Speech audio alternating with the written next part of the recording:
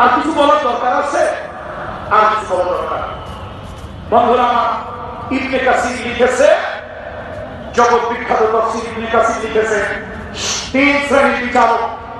এক শ্রেণীর বিচারকরা ন্যায়সঙ্গত বিচার করবে, আর এক শ্রেণীর বিচারক বিচার বুঝবে বাদী বিবাদী থেকে, কিন্তু সে উদ্দেশ্য প্রণোদিত হয়ে কারো রক্ত চক্ষুকে ভয় পেয়ে অথবা কোন ধরনের প্রমোশন অথবা কোন ধরনের কারো প্রতি অনুকম্পা প্রদর্শন করে সে ন্যায়ভ্রষ্ট রায় দেবে, সঠিক বিচার করবে না।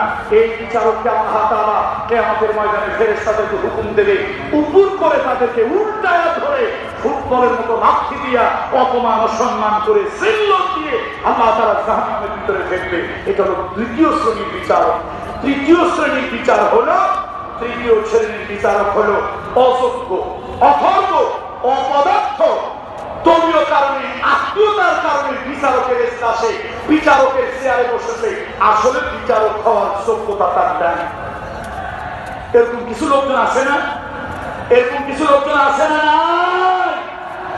এরকম কিছু লোকজন।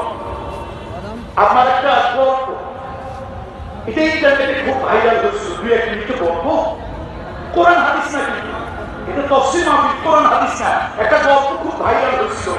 এক বাদশা বাৎসরিক ভ্রমণে নৌবিহারে যাবে, নদীতে আনন্দ করতে যাবে।